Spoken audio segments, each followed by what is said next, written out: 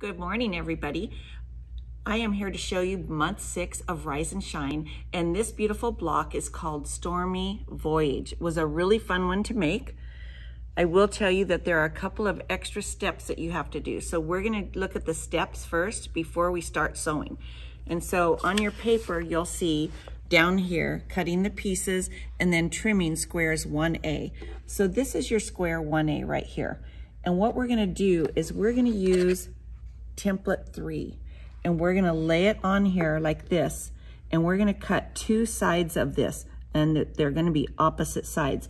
So I want you to make sure when you line this up that all 4 of these straight pieces are on a straight piece, not angled a little bit like that where it's over, because then you'll get a really wonky piece.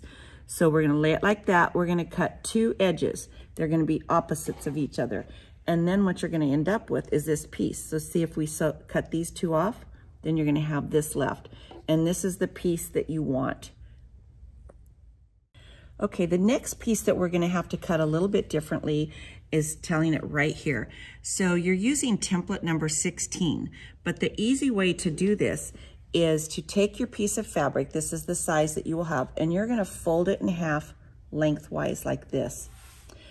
Then what you're going to do is cut a scant 3 1/4 like this. You're going to have 2 strips. Now when I say scant, what I mean is like 1 or 2 threads smaller than 3 1/4. I don't want you to cut it 3 1/8.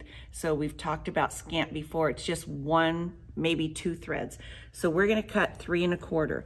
Then what we're going to do is we're going to take our number 16 and we're going to lay it on that piece. So I've done the first part so you can kind of see it. You're going to cut just the 1 angle like that.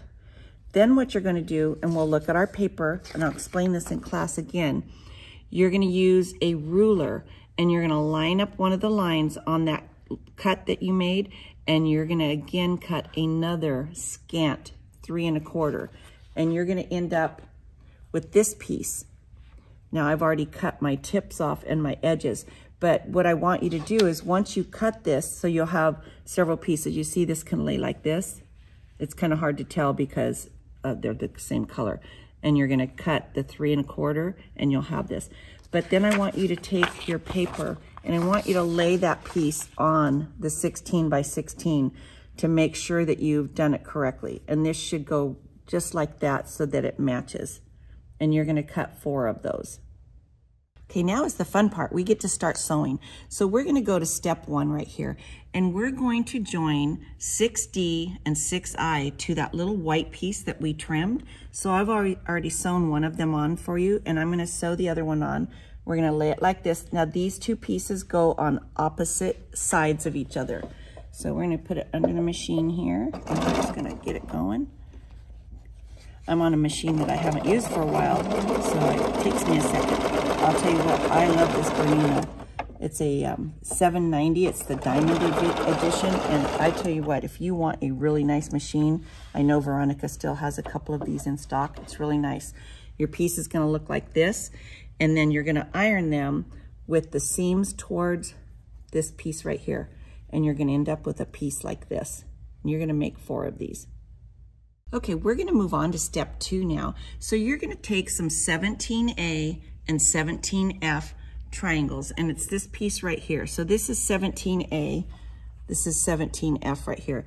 You're gonna sew these to opposite sides. So what I want you to look at is that we are putting the fat side at the point. You could do it like this if you wanted, but your whole square would be wrong. So just look at your pictures and just know that the big side is going up here at the top, not on the little corner. So we're gonna lay this down here and we're gonna sew this one on here. You're gonna make 4 of these units. I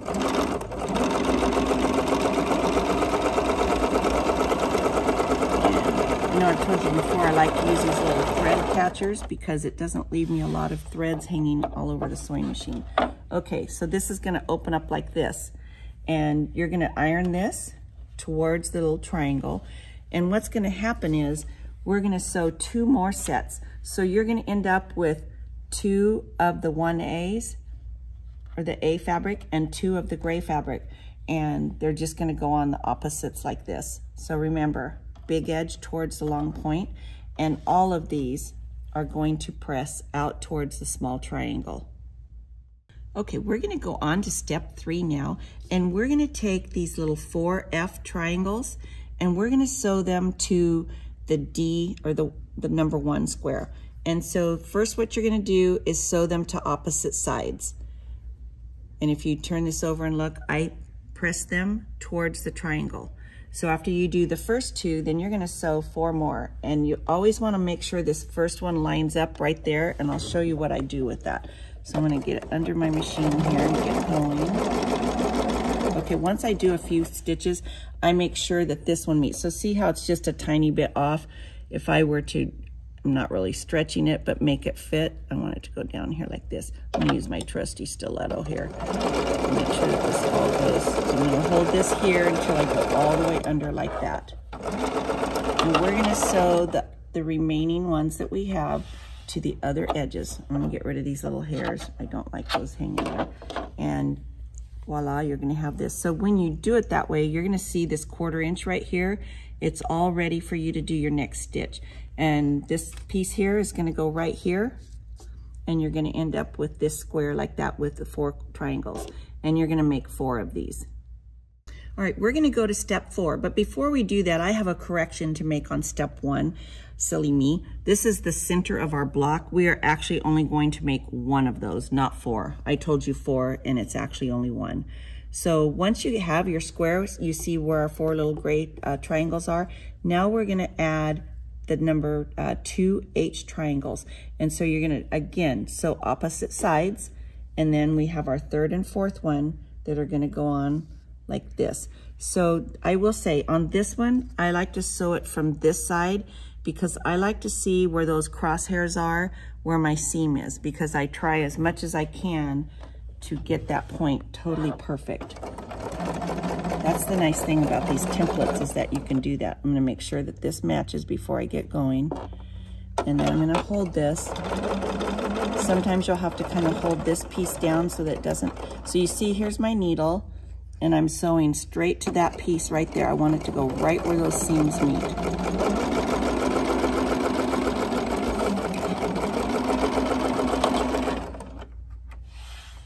And then when we open this up, I think when I iron that, it's still gonna show a really pretty point. All of these are going to iron out towards this triangle, and that's gonna complete this piece. This one is gonna go right here, and we'll have all 4. So it's actually, it's called a square and a square in a square. So you have 3 squares basically. Okay, so for step 5, it's right here on your, they've just kind of made a little display for you on how you're gonna do it. So I wanna show you, here's the unit that we just made. We have 2 of these triangles, 2 of these. So there is a direction that they would like you to do it. So here's one of the other pieces that you've made. And so what you're gonna do is this piece, which is fabric B, it's gonna go to the opposite side of the gray. What we want is the white to continue like that. So you're gonna have continuous white. If I were to place this one like this, it still does it, but you want all the same corners out on the outside. So it's gonna be like this. And what we're gonna do is pin it where this is, and we want those points to be really nice. So we're gonna do that. And I can do that with this one. I'll show you how I pin it. So I'm gonna take a pin, and we don't have a crosshair where this goes. So I have to kind of guesstimate, and I'm gonna say right there is about where my 1/4 inch. And I always look to the other side to make sure I still have it. Now on this one, we have a point. So we want to put this right there on that point. Oops, and we're gonna go straight through like this. Once in a while, you may not have these match up here, but we're gonna sew and pretend that that's our perfect match. And I'm gonna take another pin and go right here. And then I'll take a second pin and put it right here. And this pin I leave in. I pull it out just far enough to where it still is attached to the front piece of fabric. And I angle it like that, because then I tell myself that's where I know I want that to go exactly. And we're gonna stitch that. And you're gonna make 2 of these units. And if you look at the picture right here, it's this piece right here, and you have another one down here. So we're still on step 5. This is the center portion, which is this right here. And so we've already made these 2 outside units. Now what we're gonna do is sew the remaining 2 triangles and their little other triangles like this. The gray goes to the inside, the white goes to the outside. So this one is gonna pin right here. And we're gonna match that point with this point.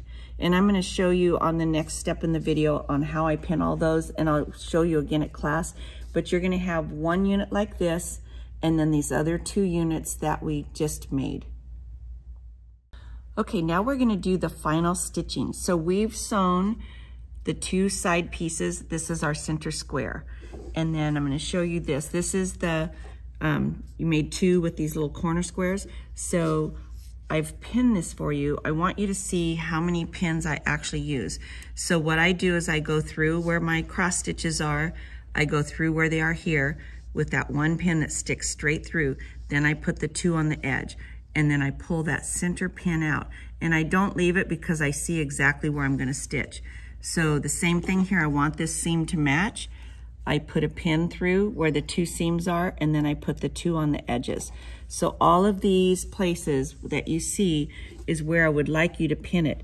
And you will be very happy that you did, because you're gonna end up with points that all match, and it makes your square look really pretty.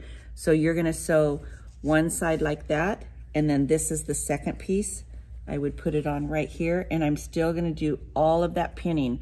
There's gonna be a pin here, here, here, here, and here. And then you're gonna open it up, and it's gonna be here. And you're gonna have your beautiful square like this.